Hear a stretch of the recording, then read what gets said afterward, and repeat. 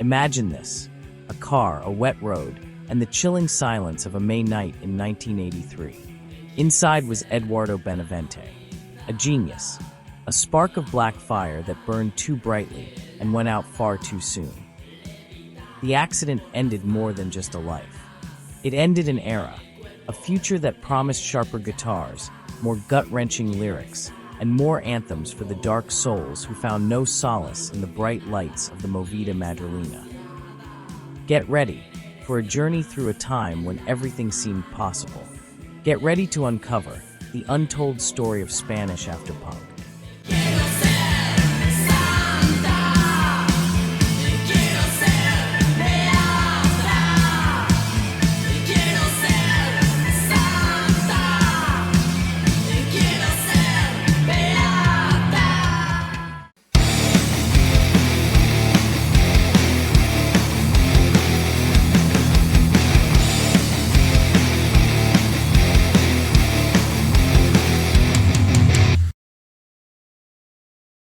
This video is sponsored by Suburban Attack, a specialized service for creating merch for bands and festivals.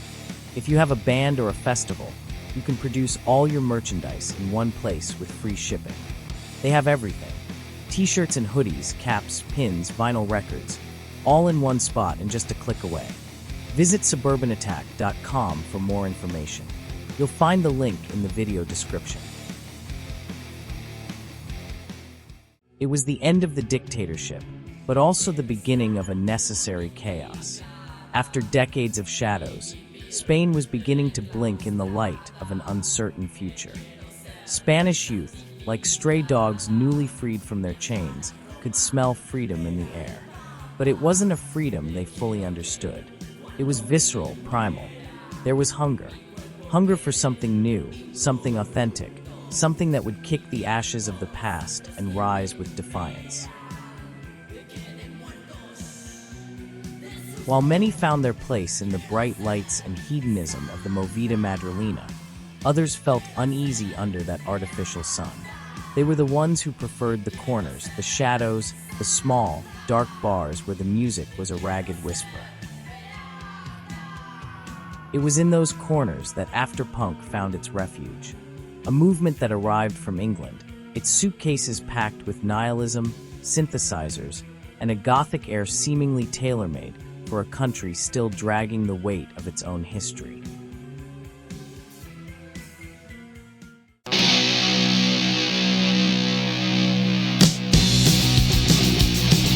Me miro en el espejo y soy feliz, y no pienso nunca en nadie más que mí, y no pienso nunca en nadie más que mí. While Alaska and Los Pegamoids were flirting with the mainstream, winking at a broader audience with catchy songs like Bailando, Eduardo Benavente and Ana Cura were walking a different path. Less color, more shadows. Less partying, more introspection. They found their muse not in the glitter of the Movida Madrileña, but in the cold, damp concert halls of England. On those trips, they saw bands like Killing Joke, Bauhaus, Susie, and The Cure. It was like a revelation, an epiphany wrapped in dim neon lights and distorted guitars. But what they brought back from England wasn't a mere copy. It was a reinterpretation, a translation into the emotional language of a Spain teetering between euphoria and disillusionment. Still members of Alaska, while Los Pegamoids at the time, the first thing they embraced was the aesthetic: teased hair, dark clothes, creepers, and black leather. But this drift toward the sinister soon caused friction between Carlos Berlanga, the band's main songwriter, and Eduardo, who envisioned a shift towards something darker and less pop-oriented. These differences eventually led to Carlos Berlanga leaving the band to form Dynarama, which later included Nacho Canut and Alaska, becoming Alaska y Dynarama. Meanwhile, Eduardo Benavente and Ana Cura founded Parálisis Permanente in 1981, and from the start, it was clear that this band wasn't for everyone.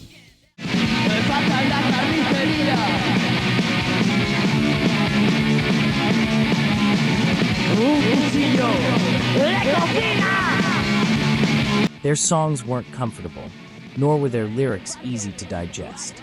They were screams from the abyss, a mix of existential angst and visceral desire.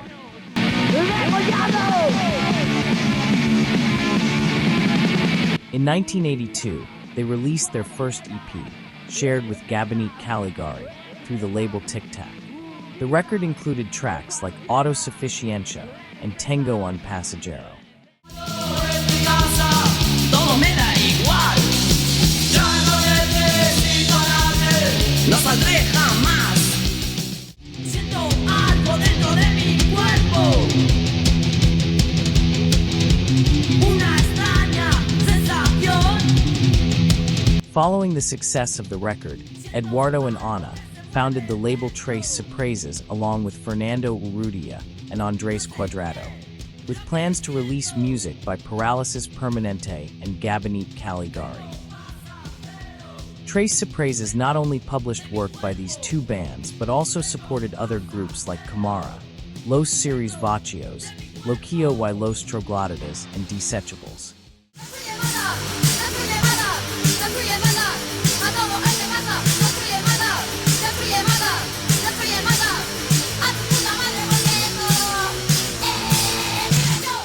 Later, Tres Surprises became a sub-label of DRO, continuing to release music by iconic bands like Los Nikis, Los Coyotes, Academia Parabutin, and PVP. After releasing the single Quiero Ser Santa, written by Alaska and Ana Cura, Parálisis Permanente published their only LP, El Acto, in 1982. The album consisted of 13 tracks, including original songs and 2 Spanish covers. Heroes by David Bowie, and I Wanna Be Your Dog by the Stooges.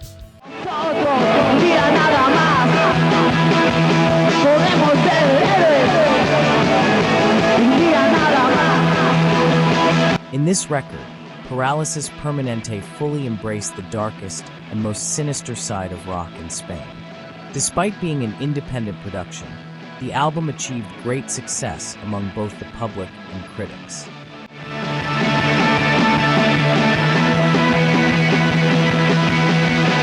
In 1983, they released their final single, featuring the tracks Nacidos para Domina and Sangre.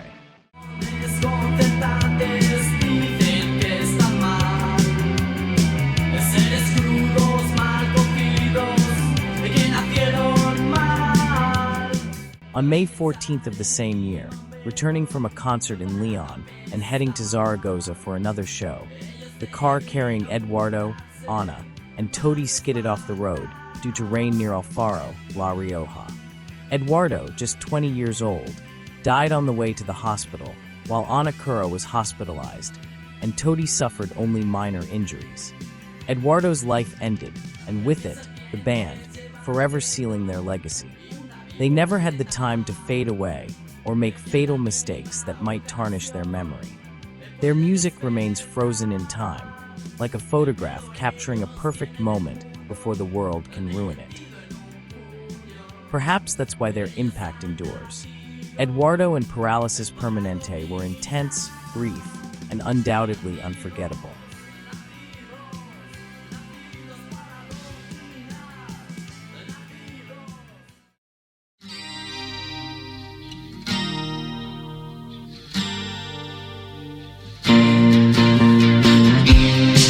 The Onda Siniestra was not a monolith, nor was it limited to a single band or a single style.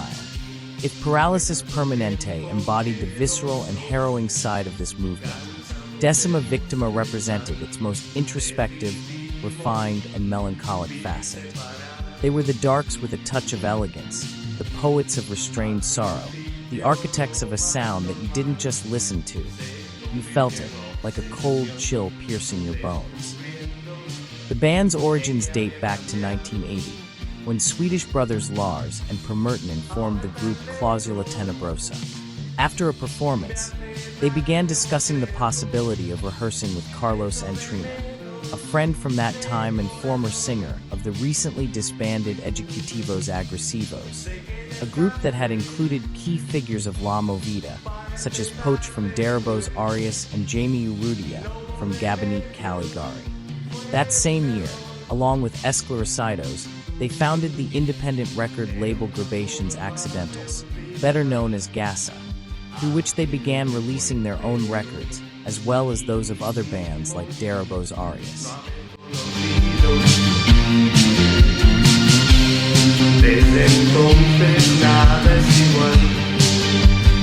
From the very first chord, it was clear that Decima Victima was not just another band.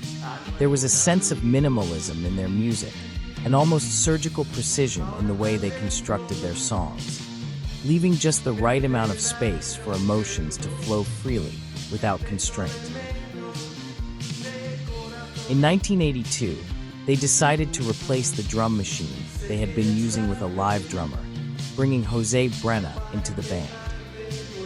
With Tan Lijos, they won La Maqueta de Oro, a Radio Trace award chosen by listeners as one of the year's favorite songs in 1982. Carlos and Trina's lyrics were existentialist gems. They didn't revolve around love or protest, as so many songs of the era did, but instead delved into something deeper: inner struggle, emptiness, and solitude. The band's sound was deeply influenced by Joy Division, one of the defining names of British post-punk. And while it would be easy to label them as the Spanish Joy Division, such a comparison wouldn't do justice to what Decima Victima achieved in their own right. Their music was less aggressive, more atmospheric, a sonic landscape in which you could lose yourself for hours. The guitars, bass lines, and drums intertwined in perfect balance, creating a hypnotic effect that, together with the vocals, enveloped you like a dense fog. Despite being composed of just 3 instruments and vocals, their sound was just as immersive live as it was on record. Thanks to the Merton brothers' distinctive playing style and Paco Trinidad's contributions as a sound engineer.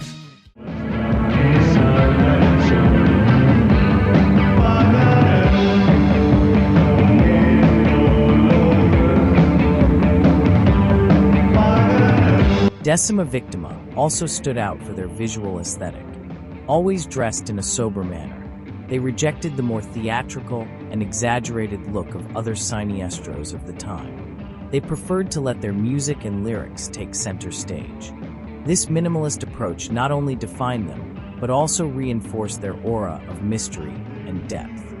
As a band, they never made a living from their music, and they disbanded in 1984. But despite their short career, Decima Victima left an everlasting mark on Spanish music and on future generations of artists.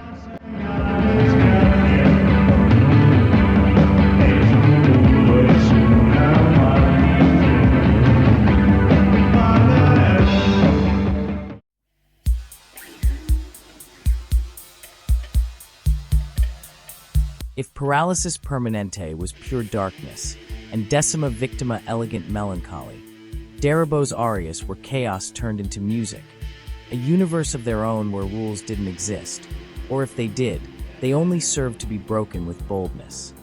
At the center of this creative storm was Poch, a charismatic, eccentric, and often misunderstood figure. Darabos Arias released several singles and a single LP, En la Guía en el Listen, a work that defied all musical conventions and perfectly encapsulated what the band was all about.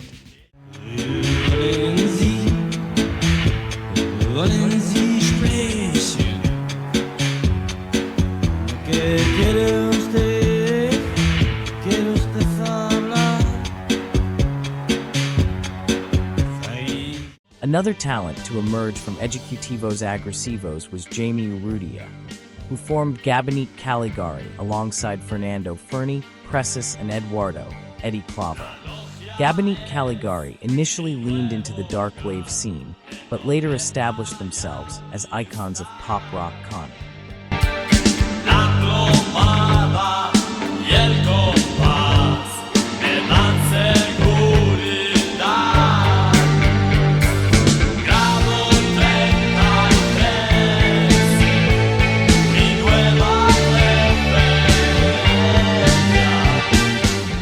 Another Madrid-based band with an interesting proposal was Los Monaguillos, heavily influenced by Susie and the Banshees.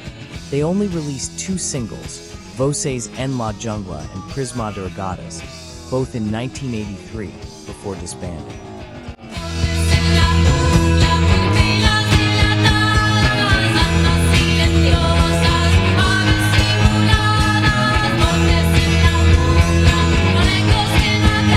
But the movement wasn't confined to Madrid. In Barcelona, Desechables crafted a raw, primal sound influenced by American band The Cramps.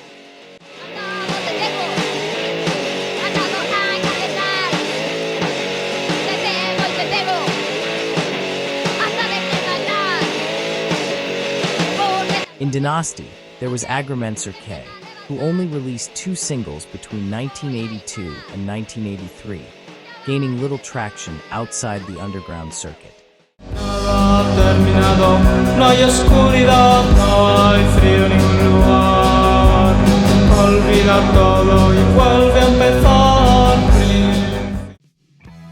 Other bands with limited media impact, but no less intriguing, were La Foundation, Vida Primitiva, and Los Series Vacios with Ana Cura. You can discover these and many other incredible yet obscure bands from this movement in our exclusive playlist, Onda Siniestra Española. You'll find the link in the video description. If you're passionate about music, subscribe to the channel now so you won't miss any updates, because the best is always yet to come.